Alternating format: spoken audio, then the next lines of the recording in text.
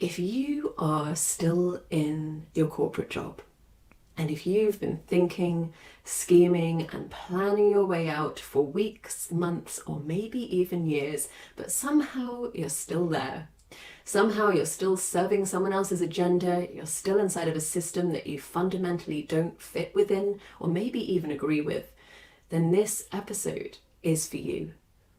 I'm going to keep it short and punchy today, and my goal here is to, number one, help you understand specifically what it is that's keeping you stuck, and number two, give you practical steps you can take to build your resilience, calm your nervous system, and create a personalized exit plan that gives you a clear and empowered path out.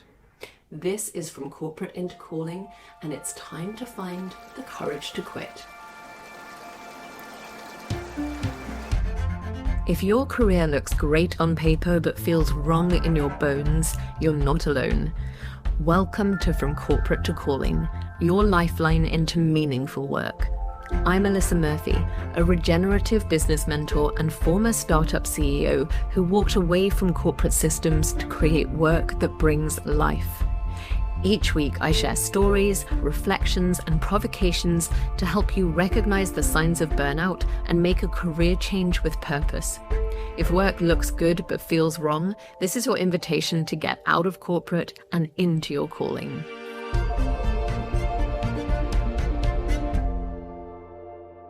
Okay, I'm going to walk you through 3 different reasons that it's so hard to find the courage to quit corporate. And for each one, I'm going to give you a podcast episode of mine that you can go and listen to if you want to go deeper into that topic. And I'm going to give you a really practical suggestion for something that you can do this week to help quiet your fears and find that courage within you. Let's start with a big one. The first reason it's so hard to quit corporate is, of course, the money. And I'm not here to tell you that that isn't real. I won't tell you that you can easily replace your corporate salary quickly after you step into meaningful and regenerative work. But the money part does need a little prizing open because it's so powerful. And that is absolutely deliberate. It is the number one piece of leverage that corporate employers have over us. And it's not just about the amount of money that they might be offering you, but the way that they hand it out and all the lifestyle pieces that surround that. Now, I have a lot of episodes that go into this in a lot of detail, so I'm not going to do that here. But if this is the big blocker for you, I really recommend taking a look at some of my earlier episodes. I have about 4 or 5 all around the topic of money, different ways that you can think of making money and supporting yourself as you move into regenerative work, how to tackle that fear, how to build yourself a financial plan. And I'll list all of those in the show notes as well. The big takeaway that I want to offer you is that being inside a corporate organization can skew our perspective on money.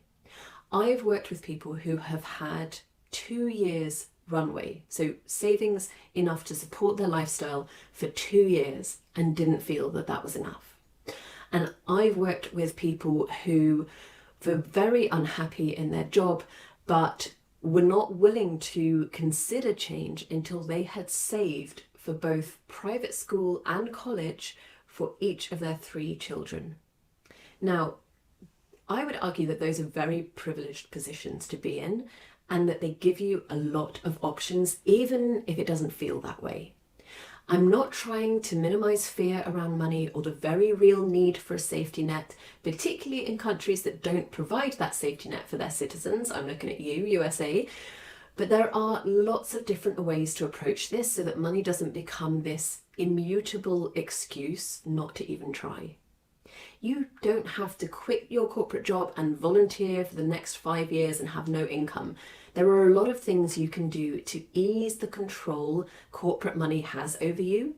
You can review your lifestyle and your spending, identify costs that are actually specifically because you have a corporate job, like, let's say, wraparound childcare because you have to work such long hours, or maybe transport costs to get you to that job, meal services and takeaways because you never have enough time to cook, all kinds of costs that are there specifically because you have that job. You can think about your work flexibly. You can consider contracting even to your existing employer or reducing hours to give you some stability as you navigate the transition into meaningful work of your own. If this is where you need to focus, have a listen to episode 17, Regeneration and Money, a Financial Plan for Your Purpose-Led Career. In that episode, I will walk you through the different options and help you build out a solid financial plan that will ease your fear and open your possibilities. The other really important thing to be aware of with money is that it almost always acts as a kind of cover, or as I've said, an excuse for deeper fears that are less tangible and actually much more difficult to tackle. I see this with my clients all the time. We create that robust and flexible financial plan, and that allows them to see where the real resistance lies. And it might be in one of those 3 areas that I'm going to share with you. So the second reason that it's so hard to quit corporate is that your identity is deeply tied to your job. Look, you have poured so much of your adult life into work. Starting right back during your education, you have worked for this, you've planned for this, you've achieved incredible things, and it has also demanded so much of you as well. Real sacrifices in terms of your time, your peace, and your ability to enjoy real life and the things that really matter to you. And the natural coping strategy for that is to go even deeper into your work to the point that it becomes who you are. I think of words that Kevin shared with me. Kevin was a highly experienced banker, and he told me, I knew my career was not serving me, but I could not imagine doing anything else. It took me over 10 years of deep reflection to reacquaint myself with the person I am sufficiently to remember I am not my job. Now, happily, Kevin has made a very successful career transition and is doing work that he feels deeply fulfilled by in the regenerative space, but please do not let it take 10 years for you. This is where some inner work is required, and I want to invite you to make time for reflection and ask yourself, what am I getting from my job and from my job title that I'm afraid I can't get elsewhere? I strongly recommend writing down your answer, not judging yourself, just letting the words flow and see what comes up. Even just the act of doing this exercise will start to give you some distance and perspective. And you will see that yes, you can find those things elsewhere, that you are not reliant on your job to tell you who you are. And here's my offer to you, send me what you write. I will read every word, and if you want me to, I'll offer my perspective and some specific insights that might help you. So you can send that to me at Alisa, A-L-I-S-A, at regenerativeworklife.com. Now, if you want to go deeper on this topic, have a listen to last week's episode. That's episode 53, Who Are You Without Your Job Title? In that episode, I share stories of clients who have really struggled with this, as well as my own experience of discovering who I was beyond the CEO and founder title that I enjoyed and really clung to for 15 years. Okay, let's move to the next reason it's so hard to quit corporate, and it is self-doubt. This third reason is one that I think a lot of high-achieving, very experienced and quote-unquote successful professionals find hard to admit, at least out loud. And I would say that self-doubt is almost always present to some degree, lurking under the surface of practical considerations like money, security, skills, or experience.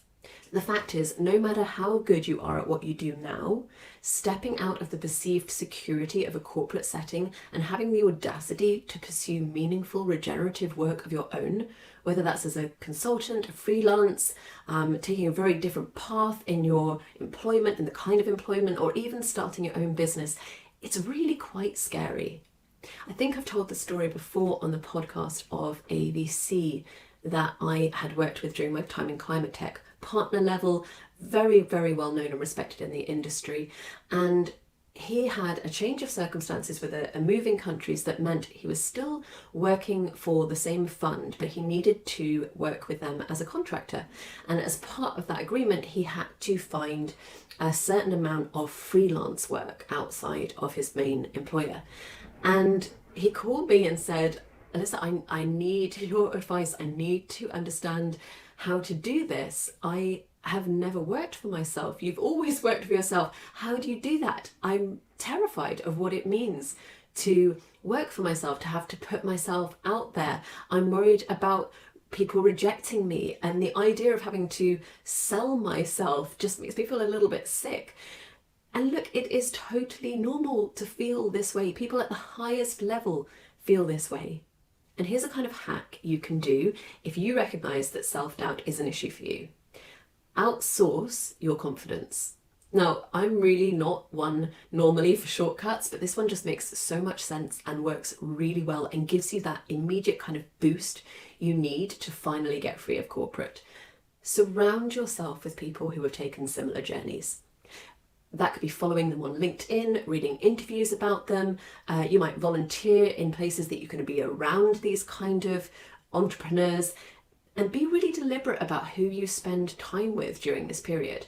If you've got a bunch of friends who think you're absolutely unhinged to think about leaving your job, they can stay your friends, but don't give them airtime right now. Seek out the people who absolutely back you to do something incredible. Borrow that confidence, and soon your own self-confidence will start to catch up. You can learn more about this in episode 14, 3 fears holding you back from purposeful regenerative work, and one of those key fears is self-confidence. And actually, if this is a topic that you'd like me to do a dedicated podcast episode on, just let me know by email. I think this could be a really interesting one to go even deeper in. And I love getting feedback and suggestions for episodes. This podcast is for you. So please get in touch and let me know what you'd like to hear.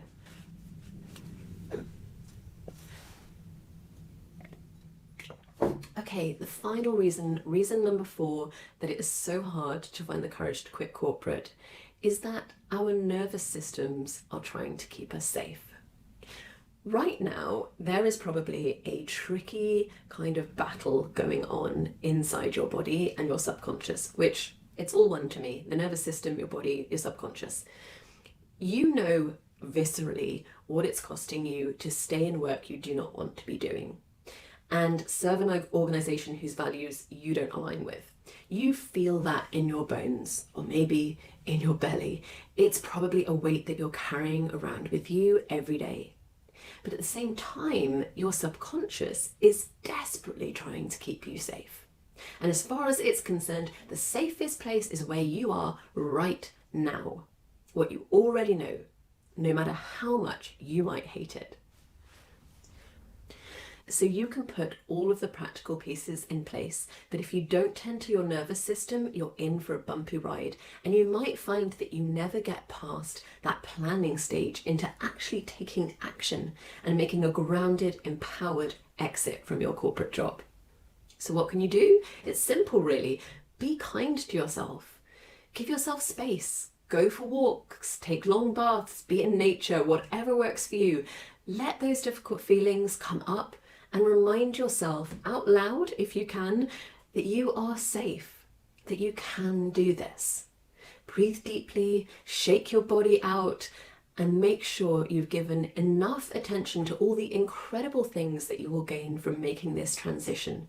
Keep bringing yourself back to that. This nervous system work is one of the most important things I help my clients with, and it is so powerful when you bring together the practical outer work, like having a financial plan in place and creating a sensible timescale for change, reviewing flexible options, with the absolutely essential inner work of uncovering the deep fears and beliefs that might be sabotaging your efforts, and really working at the subconscious level to rewire your neural responses so that quitting doesn't equal fear, risk, and doubt, but freedom, possibility, and joy. And I offer all of that inside a 90-minute coaching session. It's completely confidential. It's just you and me, and you will come out of that powerful session feeling resourced, ready, and with a personalized exit plan that you can feel really good about and act on right away. Take a look at regenerativeworklife.com/courage. That link is also in the show notes. And there you'll find all of the details about the Courage to Quit session. Exactly what we'll cover in the session, what you'll learn, who it's for and not for, and a lot of frequently asked questions. This is a really strategic investment you can make in yourself that will take you from trapped and anxious to clear, grounded, and free. That link is regenerativeworklife.com/courage. Okay, let's quickly wrap up what we have looked at today. The 4 reasons that it is so hard to find the courage to quit corporate: money, identity, self-doubt, and that nervous system desperately trying to keep you safe. For each of these, there are practical steps that you can put in place. Listen to the episode again. Actually do the work. I promise you, the shift is so much closer than you think it might be. Thank you for listening. I'll see you back here next week on From Corporate into Calling. If your career looks great on paper but feels wrong in your bones, you're not alone. Welcome to From Corporate to Calling, your lifeline into meaningful work. I'm Alyssa Murphy, a regenerative business mentor and former startup CEO who walked away from corporate systems to create work that brings life. Each week, I share stories, reflections, and provocations to help you recognize the signs of burnout and make a career change with purpose. If work looks good but feels wrong, this is your invitation to get out of corporate and into your calling.